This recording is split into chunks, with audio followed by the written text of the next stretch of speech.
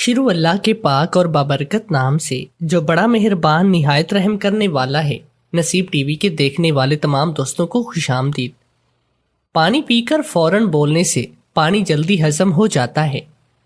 کریلے کا بیج کھانے سے عمر میں اضافہ ہوتا ہے۔ بادام کا تیل گالوں پر لگانے سے گال نرم رہتے ہیں۔ پستے کا رس پینے سے سخت قبض بھی کھل جاتی ہے۔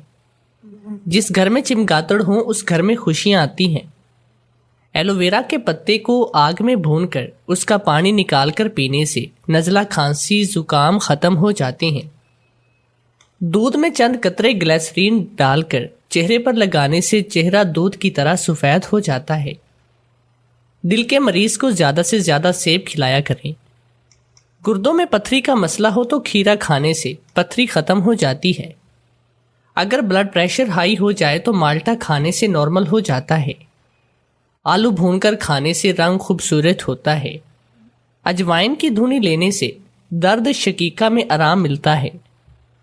دل کے مریضوں کے لیے انجیر کھانا بہت ہی زیادہ فائدہ مند ہوتی ہے۔ اخبار میں لپٹی ہوئی چیز کبھی مت کھائیے کیونکہ اخبار کی سیاہی پیٹ میں جا کر کینسر کا باعث بنتی ہے۔ سفید چاول کھانا جوڑوں میں درد کا باعث بنتے ہیں۔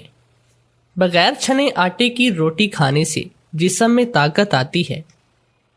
خشخاش کے بیج کو کپڑے میں ڈال کر کمر پر باندھنے سے کمر درد میں آرام ملتا ہے۔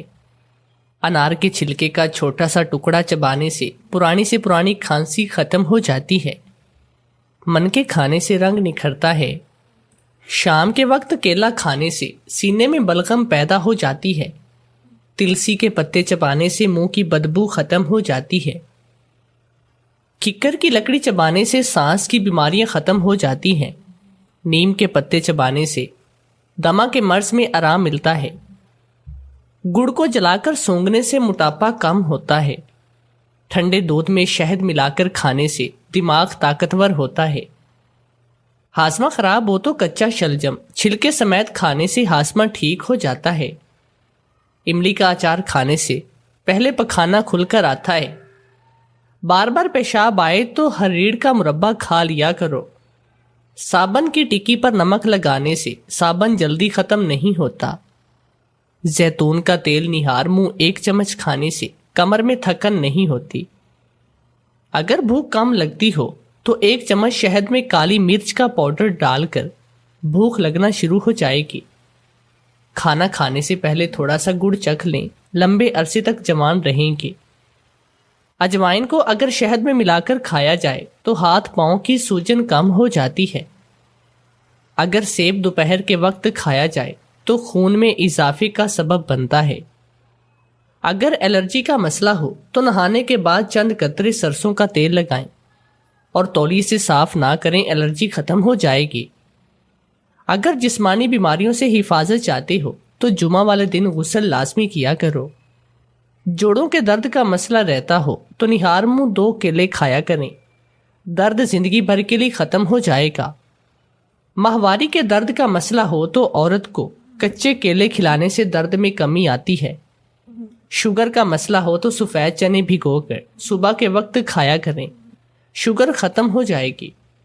میتھی کے دانے چبانے سے انسان میں سونگھنے کی حس تیز ہوتی ہے۔ ناف میں نیم گرم تیل لگانے سے دماغ کی خشکی ختم ہوتی ہے۔ چکوترے کا جوس پینے سے بڑا ہوا پیٹ کم ہو جاتا ہے۔ اسٹرابری کا کٹا ہوا ٹکڑا دانتوں پر مسلنے سے دانت موتیوں کی طرح چمکدار ہو جاتے ہیں۔ زنا کے رستے پر چلنے سے چہرے کی رونق ختم ہو جاتی ہے۔ چاول کھا کر دودھ پینے سے نظر کمزور ہوتی ہے۔ مونگ پھلی گرم کر کے کھانے سے معدہ طاقتور ہوتا ہے۔ مالٹے کا چھلکا جلا کر راکھ کان میں ڈالنے سے کان کے درد میں آرام ملتا ہے۔ دانتوں پر ٹوتھ پیسٹ کرنے سے دماغ تیز ہوتا ہے۔ بیر کھانے سے جوڑوں کے درد کا مسئلہ حل ہو جاتا ہے۔ کھانا ایک ٹائم پر کھانے سے جسمانی بیماریوں سے بندہ محفوظ رہتا ہے۔ بنا نمک کے روٹی کھانے سے موٹاپا کم ہوتا ہے۔ ہر ہفتے میں 1 دن مچھلی کھانے سے بڑھاپا جلدی نہیں آتا۔ ذیابطیس کا مسئلہ ہو تو نیم والے پانی سے نہانے سے ذیابطیس کا مسئلہ حل ہو جاتا ہے۔ پیٹ میں گیس کا مسئلہ ہو تو ادرک کی دھنی لینے سے گیس ختم ہو جاتی ہے۔ گنجے افراد کبھی کسی کام میں ناکام نہیں ہوتے۔ صبح کے وقت ناریل کھانے سے دماغ تیز ہوتا ہے۔ صبح کے وقت دہی کھانے سے یادداشت اچھی ہوتی ہے۔ نہار منہ لہسن کا جوا کھانے سے منہ میں چھالے نہیں بنتے۔ نہانے سے پہلے نمک چاٹنے سے خارش نہیں ہوتی۔ کچے انڈے کی سفیدی کھانے سے نیند کم آتی ہے۔ ادرک میں ارک گلاب اور دہی ملا کر چہرے پر لگانے سے سالوں پرانی جریاں ختم ہو جاتی ہیں۔ سنگترا استعمال کرنے سے دل مضبوط ہوتا ہے۔ انار کو اس کے اندرونی چھلکے سمیت کھایا کرو، یہ معدے کی صفائی کرتا ہے۔ انجیر کو جوڑوں کے درد پر پھیرنے سے درد ختم ہو جاتا ہے۔ جب بخار ہو جائے تو سحری کے وقت ٹھنڈا پانی جسم پر چھڑکنے سے بخار اتر جاتا ہے۔ کھجور کی گٹھلیاں کھانے سے پیٹ کے کیڑے مر جاتے ہیں۔ کبھی کوئی کانٹا چبھ جائے یا زخم ہو جائے تو مہندی کا لیپ کرنے سے آرام آتا ہے۔ بارش کے پانی سے بھیگے ہوئے چنے کھانے سے جوانی دیر تک قائم رہتی ہے۔ گھی اور شہد ہمہ وزن کھانے سے بڑھاپا جلدی آتا ہے۔ مولی کے رس میں نمک اور سیاہ مرچ ڈال کر پیٹ کا درد فوراً دور ہو جائے گا۔ منہ کو بار بار دھونے سے منہ کی خوبصورتی ختم ہو جاتی ہے۔ موشن کے لیے تھوڑی سی چینی ہاتھ کی ہتھیلی پر رکھیں اور اس کے اوپر لیمو نچوڑ کر چاٹ لیں، موشن رک جائیں گے۔ خربوزے کا چھلکا ابال کر اس پانی کو پینے سے گردے کا درد ختم ہو جاتا ہے۔ تو دوستو اب چلتے ہیں آج کی سبق آموز کہانی کی جانب۔ میری ساتوں نندیں شادی شدہ تھی۔ جب بھی کوئی نند ہمارے گھر رہنے آتی تو رات کو ساس پتہ نہیں کیا حرکت کرتی، اگلے دن نند کو طلاق ہو جاتی۔ میں حیران تھی کہ اب تک 6 نندوں کو طلاق ہو چکی تھی۔ جاتے وقت نند ساس کو کہتی کہ اماں ایسا کام کرنے سے پہلے ڈوب کر مر جانا چاہیے تھا۔ جب 7ویں نند رہنے آئی تو میں نے ساس پہ نظر رکھی۔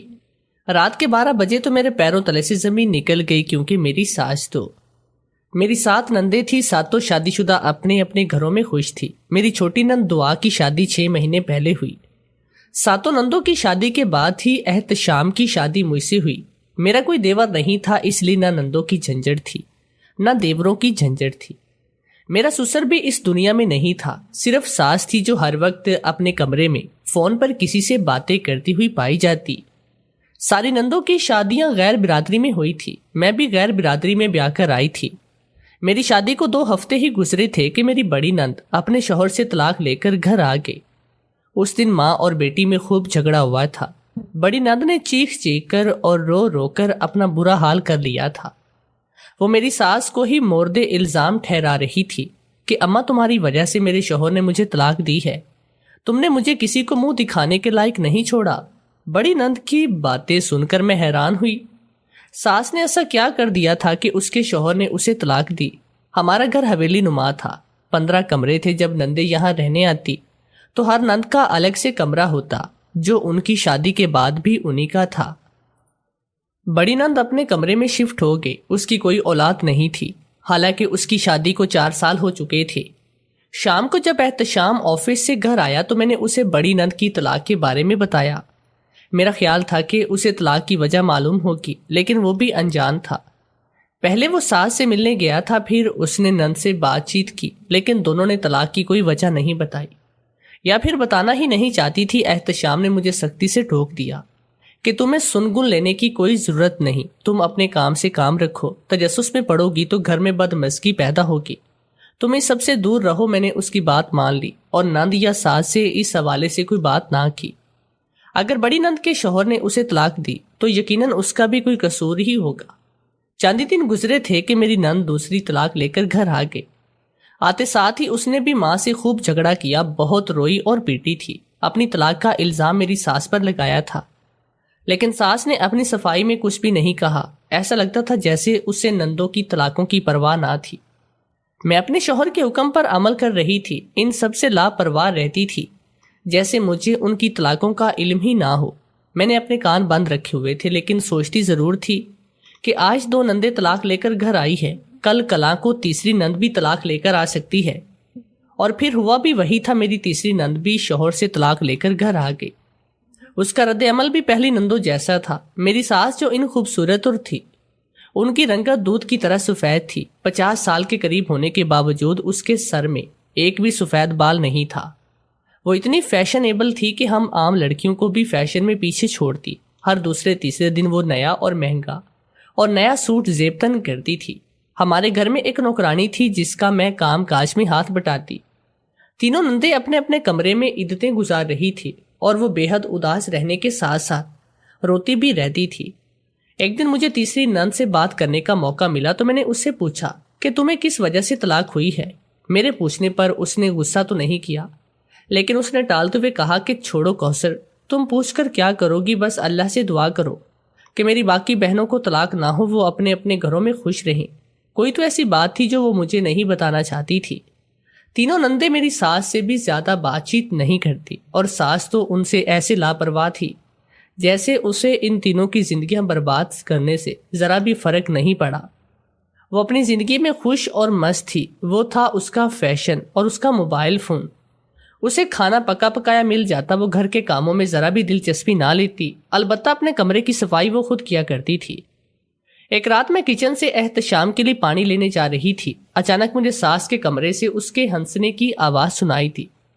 رات کے 12 بج رہے تھے اور میری ساس اس وقت جاگ رہی تھی اور شاید کسی سے باتیں بھی کر رہی تھی. مجھے تجسس ہوا. میں نے پہلے ادھر ادھر دیکھا کہ کہیں کوئی نند باہر تو موجود نہیں، لیکن سب اپنے اپنے کمروں میں تھی. میں دبے قدموں سے ساس کے کمرے کے دروازے پر گئی. اندر شاید نائٹ بلب جل رہا تھا کیونکہ کمرے کے نیچے سے بالکل مدھم سی روشنی آ رہی تھی. میں نے دروازے سے کان لگایا اور سننے کی کوشش کی، لیکن اندر تو یوں خاموشی تھی جیسے اندر کوئی موجود ہی نہ ہو. مجھے وہم لگا شاید میرے کان بجے تھے. میں 2 منٹ وہاں کھڑی رہی، پھر پلٹ کر کچن میں چلی گئی. میں نے شکر ادا کیا کہ کسی نے مجھے دیکھا نہیں، ورنہ میری خوب کلاس لگتی. میں پانی لے کر کمرے میں گئی. احتشام مجھے دیکھتے ہی کہنے لگا، کوثر کہاں رہ گئی تھی؟ بڑی دیر لگا دی پانی لانے میں. میں تمہارے پیچھے ہی آ رہا تھا. میں نے بہانہ بنایا کہ پانی کی ٹھنڈی بوتل نہیں مل رہی تھی، اس لیے مجھے آنے میں دیر ہو گئی. ویکینڈ پر ہم میاں بیوی رات گئے تک جاگتے رہتے، چونکہ اگلے دن اتوار ہوتا، اس لیے پھر ہم دن بھر دیر تک سوتے. پھر میں بھی احتشام کے ساتھ بیٹھ کر مووی دیکھنے لگی. میرا دل ابھی زور زور سے دھڑک رہا تھا. اگلے دن ہم سب گھر والوں کے لیے کسی دھماکے سے کم نہیں تھا. اس وقت سو رہی تھی جب روبینہ کے چیخنے اور چلانے کی آواز سنائی تھی. روبینہ بھی میری نند تھی. وہ بہنوں میں 5ویں نمبر پر تھی. اس کے زور زور سے بولنے کی آواز پر پوری حویلی گونج رہی تھی.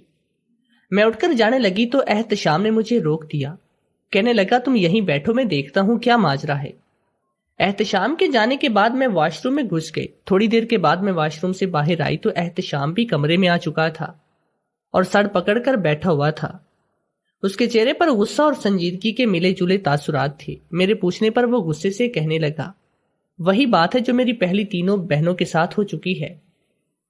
روبینہ کے شوہر نے بھی اسے طلاق دے دی اور گھر سے نکال دیا تھا. مجھے سمجھ میں نہیں آ رہا تھا کہ اس کے بعد ایک میری بہن کو طلاق ہو رہی تھی. آخر ماجرا کیا تھا؟ مجھے کوئی کیوں نہیں بتاتا؟ اماں سے پوچھتا تو وہ نہیں بتاتی، بہنوں سے پوچھتا ہوں تو وہ خاموش ہو جاتی ہیں اور کہتی ہیں کہ اماں سے پوچھو، ان سب نے مجھے پاگل بنا کر رکھ دیا ہے. ایک دن ایسا آئے گا جب میں پاگل خانے میں داخل ہو جاؤں گا. میں نے احتشام کے کندھے پر ہاتھ رکھا اور کہا، آپ پریشان نہ ہوں، اللہ بہتر کرنے والا ہے. شام کو 4تھے نمبر والی میری نند آگے. اسے طلاق تو نہیں ہوئی، لیکن آتے ہی وہ میری ساس پر چڑھ دوڑی تھی. اماں تم کیسی ماں ہو جسے اپنے بچوں کا ذرا بھی خیال نہیں ہے؟ ماں باپ تو اپنی اولادوں کے لیے اپنا سب کچھ قربان کرتی ہیں، لیکن تم تو اپنے بچوں کی پرواہ بھی نہیں کرتی. گھن آتی ہے یہ سب سوچ کر. ساس لاپرواہ سی اس کڑوی کسیلی باتیں سن رہی تھی اور جاتے وقت وہ کہہ گئی کہ اماں ایسا کام کرنے سے پہلے ڈوب کر مر جانا چاہیے تھا. اس نے تو مجھے اور احتشام کو تجسس میں مبتلا کر دیا تھا. وہ کس بارے میں بات کر گئے؟ 4تھی نمبر کی نند کے بعد احتشام، پھر ماں کے سر ہو گیا. اس نے 1000 بار اس سے پوچھنے کی کوشش کی، لیکن ساس نے تو گویا اپنے لب ہی سی لیے تھے. کہتی تھی کہ تم سب اپنے کام سے کام رکھو. تم ہوتے کون ہو مجھ سے سوال جواب کرنے والے؟ دفع ہو جاؤ اپنے کمرے میں. احتشام غصے سے بھرا کمرے میں آ گیا. گھر میں سو گواریت سی کیفیت تھی. یوں لگتا تھا جیسے ہمارے گھر میں کسی کی موت ہوئی ہو. مجھے ایسے ماحول سے کوفت ہوتی. میں سوچتی تھی کہ کاش میری اس گھر کی بجائے کسی اور گھر میں شادی ہوئی ہوتی. یوں گھٹ گھٹ کے تو زندگی نہ گزارنی پڑتی. میری اور احتشام کی پسند کی شادی تھی. ہم دونوں ایک ہی یونیورسٹی میں پڑھتے تھے. احتشام نے جب مجھے شادی کے لیے پرپوز کیا تو میں نے انکار نہ کر سکی. ہمارے والدین نے ہماری رضامندی کو دیکھتے ہوئے ہماری شادی کر دی. ہم ہنسی خوشی زندگی گزار رہے تھے کہ میری نندے طلاق لے کر گھر آنا شروع ہو گئی۔ میں ہر نماز کے بعد اللہ سے باقی نندوں کے لیے دعائیں کرتی کہ اللہ پاک ان کے گھر سلامت رکھے۔ 4 روز بھی نہ گزرے تھے کہ 5ویں نند ہیبا بھی طلاق لے کر گھر آ گئی۔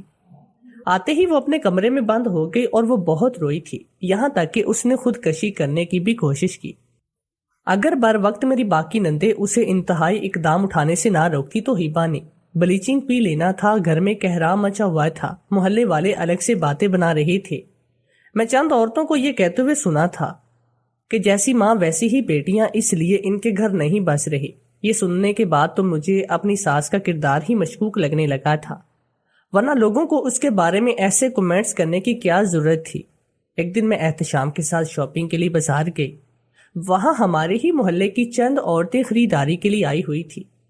ایک عورت مجھے دیکھتے ہی کہنے لگی، ارے وہ دیکھو نسیم کی بہو۔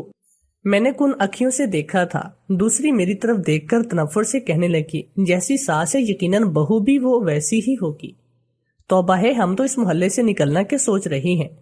احتشام نے ان کی باتیں نہیں سنی تھی، لیکن میں نے سن لی اور پریشان ہو گئی کہ میری ساس کے اندر ایسی کون سی برائی ہے جس کی وجہ سے اس کی بیٹیوں کو نہ صرف طلاقیں ہو رہی ہیں بلکہ پورے محلے میں وہ بدنام بھی ہے۔ 4 نندے تو طلاق لے کر گھر آ گئی، اب باقی 3 رہ گئے۔ محلے کی عورتوں کی باتیں سن کر میرا تجسس بڑھ گیا۔ میں دن رات ساس کی ٹو میں رہنے لگی۔ میں دیکھنا چاہتی تھی کہ آخر میری ساس میں کیا برائی ہے، لیکن حیرت کی بات یہ تھی کہ کافی دن گزرنے کے باوجود مجھے ساس کی کوئی برائی معلوم نہ ہو سکی۔ میں نے محلے کی چند عورتوں سے بھی ساس کے بارے میں رائے لینے کی کوشش کی، لیکن سب نے خاموشی اختیار کر لی، بلکہ کسی نے احتشام کو بھی بتا دیا۔ احتشام نے تو میری خوب کلاس لگائی تھی کہ تمہیں کیا پڑی ہے میری ماں کے بارے میں لوگوں سے پوچھنے کی، کیوں کر رہی ہو تم ایسا، کیا مقصد ہے تمہارا؟ احتشام اتنے غصے میں تھا کہ میں اس کی آواز سن کر ہی سہم گئی۔ میں نے اسے مارکیٹ میں محلے کی عورتوں کی باتوں کے بارے میں بتایا تو اس کا غصہ کچھ کم ہو گیا اور کہنے لگا، کوثر تم دوسروں کے پیچھے کیوں اپنا گھر برباد کر رہی ہو؟ کیوں میرے دل میں اپنے لیے نفرت کا بیج بو رہی ہو؟ میں تمہیں اپنی محبت کا واسطہ دیتا ہوں، میری ماں کے بارے میں متجسس ہونا چھوڑ دو۔ میں نے کئی دن چپ سادے رکھی۔ میں نے اس بارے میں بہت سوچا کہ میں اپنی ساس کی وجہ سے اپنا گھر کیوں برباد کروں۔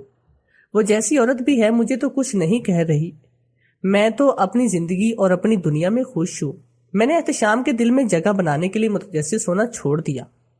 چند دن گزرے تھے کہ میری 2 اور نندیں بھی یک کے بعد دیگرے طلاق لے کر گھر آ گئی۔ اب آخری اور سب سے چھوٹی نند رہ گئی۔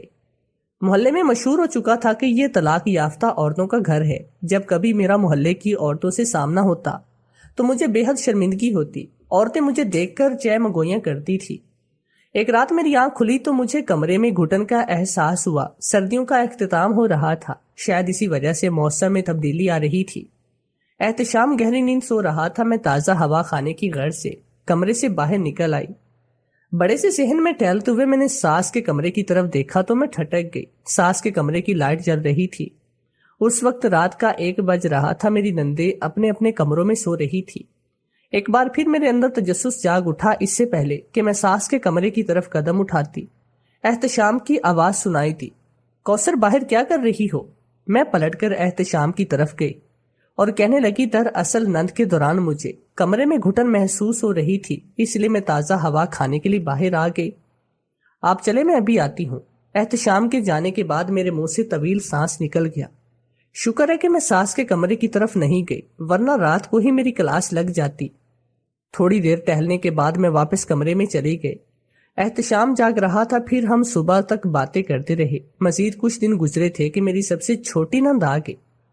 اسے دیکھ کر میرے سمیت نندوں کو فکر ہوئی کہ کہیں وہ بھی اپنے شوہر کو طلاق تو نہیں لے کر آ گئی، لیکن جب اس نے بتایا کہ وہ کچھ دنوں کے لیے میکے رہنے آئی ہے تو ہم سب نے سکون کی سانس لی۔ رات کے 12 بج رہے تھے جب مجھے چھوٹی نند کے تیز تیز بولنے کی آوازیں سنائی تھی۔ اتفاق کی بات یہ تھی کہ احتشام بھی بزنس کے سلسلے میں شہر سے باہر گیا ہوا تھا اور اس کی واپسی 2 دن کے بعد تھی، اس لیے میرے اندر تجسس کی حس دوبارہ بیدار ہو چکی تھی۔ میں نے کمرے سے باہر نکل کر جھانکا تو باقی ساری نندیں اپنے اپنے کمروں میں تھی، صرف چھوٹی نند ساس کے کمرے میں تھی۔ میں دبے قدموں سے چل کر ساس کے کمرے کے دروازے پر پہنچی اور اندر کی باتیں سننے لگی۔ ساس نند سے کہہ رہی تھی، بکواس بند کرو اور نکل جاؤ کمرے سے، مجھے تم لوگوں کی پرواہ نہیں، میں نے تم سب کی شادیاں کر دی ہیں، اگر تمہاری بہنیں اپنے اپنے گھروں میں نہیں بس سکی تو میں کیا کر سکتی ہوں؟ اچانک مجھے کھڑکے کی آواز سنائی دی تو میں جلدی سے اپنے کمرے میں چلی گئی۔ دل زور زور سے دھڑک رہا تھا، ابھی تک معاملہ حل نہیں ہو سکا تھا۔ میں نے اب ساس پر نظر رکھی ہوئی تھی۔ اگلی رات میں جاگتی رہی۔ جیسے ہی 12 بجے تو چھوٹی نند ساس کے کمرے کے جاتے ہوئے دیکھا۔ وہ بڑے پراسرار انداز میں ادھر ادھر دیکھتی ہوئی کمرے کی طرف جا رہی تھی۔ ساس کے کمرے کی لائٹ آف تھی لیکن نائٹ بلب جل رہا تھا۔ جب چھوٹی نند دروازے کے پاس چلی گئی تو میں بھی کمرے سے نکل کر ایک ستون کے پیچھے چھپ گئی۔ چھوٹی نند کے پاس ساس کے کمرے کی چابی تھی۔ اس نے نہایت ہی احتیاط سے پہلے تالا کھولا، پھر دروازہ کھول کر اندر چلی گئی۔ اس کے جاتے ہی میں بھی ستون کی آڑ سے نکل کر دروازے کی طرف بڑھی۔ دروازہ تھوڑا سا کھلا ہوا تھا۔ میں نے اندر جھانکا تو اندر کا منظر دیکھتے ہی میرے پیروں تلے سے زمین نکل گئی۔ میری ساس تو ایک غیر مرد کے ساتھ نازیبا حالت میں موجود تھی اور چھوٹی نند ساس پر برس رہی تھی۔ واہ اماں واہ، اس عمر میں تمہیں ایک غیر مرد کے ساتھ رنگ رلیاں مناتے ہوئے ذرا بھی شرم نہیں آئی؟ تمہیں ہمارے باپ کا بھی خیال نہیں آیا جس کی امانت میں تم خیانت کر رہی ہو؟ قیامت والے دن اللہ کو تم کیا منہ دکھاؤ گی؟ محلے کے لوگ تمہارے بارے میں کیا غلط باتیں کریں گے؟ اور میں تمہارے دفاع میں کہتی تھی کہ نہیں، میری اماں ایسی بالکل بھی نہیں، میری ماں نیک اور پاک باز ہے، لیکن آج میں نے تمہیں ایک غیر مرد کے ساتھ رنگے ہاتھوں پکڑ لیا ہے۔ جانتی ہو اماں، میری بہنوں کو ان کے شوہروں نے صرف تمہاری طلاق کی وجہ سے چھوڑا ہے، اور تمہاری وجہ سے انہیں طلاق دی۔ جب تمہاری ماں ہی خراب عورت ہے تو یقیناً بیٹیاں بھی ویسی ہوں گی۔ ہم نہیں چاہتے کہ ہماری غیر موجودگی میں ہماری بیویاں غیر مردوں کے ساتھ رنگ رلیاں منائیں، اس لیے انہوں نے انہیں طلاقیں دی۔ وہ یہ بھی کہتے تھے کہ شاید ہماری بیویوں کے غیر مردوں سے رابطے بھی ہوں۔ اماں، تمہیں خدا کا واسطہ ہے، تمہیں خدا کا خوف کیوں نہیں آتا؟ سوچو جب احتشام کو پتہ چلے گا تو وہ تم سے کتنی نفرت کرے گا۔ ابھی تک احتشام کو تمہاری ان حرکتوں کے بارے میں کچھ بھی نہیں پتا، لیکن میں اسے تمہاری اصلیت بتاؤں گی۔ میری بہنوں کے گھر توڑنے کی صرف اور صرف تم ہی ذمہ دار ہو۔ میں ابھی پولیس کو بلواتی ہوں۔ یہ کہہ کر وہ باہر آئی اور رونے لگی۔ اس مرد نے جلدی سے اٹھ کر اسے پکڑا اور صوفے پر گرا دیا، پھر اس نے دروازہ بند کیا۔ اندر سے چھوٹی نند کے رونے اور چیخنے چلانے کی آوازیں سنائی دی۔ میرا دل دہل گیا، مجھے ڈر لگا کہ کہیں وہ چھوٹی نند کو مار ہی نہ دے۔ اندر سے ساس کی آواز سنائی دی، چھوڑ دو میری بیٹی کو، میں کہتی ہوں چھوڑو اسے۔ مرد غصے سے کہنے لگا، نہیں، میں تمہاری بیٹی کو نہیں چھوڑوں گا، اسے مار ڈالوں گا۔ اس نے مجھے دیکھ لیا ہے، یہ پولیس کو کال کرے گی، میں پوری دنیا میں بدنام ہو جاؤں گا، میں بدنام نہیں ہونا چاہتا۔ پھر اندر سے ایسی آوازیں سنائی دی جیسے ساس چھوٹی نند کو چھڑانے کی کوشش کر رہی ہو۔ مجھے کچھ سمجھ نہیں آ رہا تھا کہ میں کیا کروں۔ تبھی میں حواس باختگی کے عالم میں دوڑتی ہوئی اپنے کمرے میں گئی اور موبائل اٹھا کر احتشام کو کال کرنے لگی، لیکن اس کا نمبر بند تھا۔ میں دوڑتی ہوئی نندوں کے دروازے کھٹکھٹانے لگی۔ تھوڑی دیر کے بعد میری سب نندیں کمروں سے باہر نکل آئی اور مجھے حواس باختہ دیکھ کر پوچھنے لگی، رات کس وقت کیا مسئلہ ہوا ہے؟ میں نے پھولے سانس کے ساتھ انہیں ساری بات بتائی۔ یہ سننا تھا کہ ان سب کے اوسان خطا ہو گئے۔ اگلے ہی پل وہ سب ساس کے کمرے کی جانب دوڑی۔ میں بھی ان کے ساتھ تھی۔ ساس کے کمرے سے چیخو پکار کی آوازیں گونج رہی تھی۔ چھوٹی نند رو رہی تھی۔ میری 6 کی 6 نندوں نے مل کر دروازہ توڑا اور سب ہم اندر داخل ہوئے۔ ساس کا حشر برا ہو چکا تھا۔ وہ آدمی میری چھوٹی نند کو پیٹ رہا تھا۔ اس نے تھپڑ مار مار کر اس کا منہ لال کر دیا تھا۔ میری نندیں غصے سے اس پر ٹوٹ پڑی۔ میں بھی پیچھے نہ رہی۔ ہم اسے اس وقت تک مارتی رہی جب تک وہ وہاں سے بھاگ نہیں گیا۔ اس کے بعد ہم نے ساس اور چھوٹی نند کو سنبھالا۔ وہ دونوں کافی زخمی تھی۔ ساس بے حد شرمندہ تھی۔ میری نندوں کے درمیان ہاتھ جوڑ کر معافی مانگتے ہوئے کہنے لگی، میری بچیوں، مجھے معاف کر دو۔ میری وجہ سے تمہارے گھر برباد ہوئے، لیکن اپنے دل میں یہ گمان پیدا نہ کرو کہ میں بری عورت ہوں۔ میں نے کوئی گناہ نہیں کیا۔ اگر میں اختر کی بات نہ مانتی تو اس نے اتنا کہنے کے بعد ساس نے رونا شروع کیا۔ اختر اس آدمی کا نام تھا جو ہم سے پٹ کر بھاگا تھا۔ ساس کی ادھوری بات پر ہم سب چونکی تھی۔ بڑی نند نے پوچھا، اماں ایسی کیا مجبوری تھی کہ تم گندگی کا راستہ چنا تھا؟ ساس نے دوپٹے کے پلو سے آنسو صاف کیے اور کہنے لگی، اختر میرا کزن تھا، یہ مجھے پسند کرتا تھا اور مجھ سے شادی کرنا چاہتا تھا۔ میں اسے پسند نہیں کرتی تھی۔ جب ابا کو معلوم ہوا تو اس نے میری شادی تمہارے باپ سے کر دی۔ تمہارا باپ شہر میں کماتا، چنانچہ وہ مجھے شہر لے آیا۔ اختر نے ہمارا پیچھا نہیں چھوڑا تھا۔ جب تمہارا باپ فوت ہو گیا تو یہ مجھے چھپ کر شادی کرنے پر مجبور کرنے لگا۔ میں اس کی بات نہیں مان رہی تھی کہ میری بچیاں اور بیٹا جوان ہیں۔ جب انہیں معلوم ہوگا وہ تو میرے بارے میں کیا سوچیں گے۔ کہ باپ کے مرتے ہی نفسانی خواہشات کے لیے شادی کر لی۔ پھر اختر نے مجھے دھمکی دی کہ اگر تم نے مجھ سے نکاح نہ کیا تو میں تمہارے بیٹے احتشام کو اغوا کروں گا اور اتنی دور لے جاؤں گا کہ تم ساری زندگی اس کی شکل نہیں دیکھ سکو گی۔ بیٹے کے اغوا کا سن کر میرا دل دہل گیا۔ مجبوراً مجھ بدبخت کو اختر سے چھپ کر نکاح کرنا پڑا۔ لوگ میرے بارے میں ہی یہی تصور کرتے ہیں کہ میں ایک بدکار عورت ہوں، لیکن میں بدکار نہیں ہوں، میں اب بھی پاک باز ہوں۔ اتنا کہنے کے بعد ساس نے رونا شروع کیا۔ ہم سب سکتے کی سی کیفیت میں ساس کی طرف دیکھ رہی تھی۔ کمرے میں صرف ساس کے رونے کی آوازیں ہی گونج رہی تھی۔ کچھ پل گزرنے کے بعد تیسری نند کہنے لگی، اماں تم کم سے کم ہمیں اعتماد میں تو لے لیتی، ہم سب مل کر ہی اس کمینے اختر کا بندوبست کرتی۔ احتشام کوئی چھوٹا بچہ تھوڑی ہے کہ وہ آسانی سے اغوا کر لیتا۔ ساس کہنے لگی، تم ٹھیک کہہ رہی ہو، بس میں ڈر گئی تھی، میں اپنے بیٹے کو کھونے سے ڈر گئی۔ ساری رات ہم اس مسئلے پر ڈسکس کرتی رہی اور آخر میں طے پایا کہ ہم احتشام سے چھپ کر اختر سے خلا کے لیے عدالت میں درخواست دائر کریں گے اور اس ڈرانے دھمکانے کے جرم میں اسے سزا بھی دلوائیں گے۔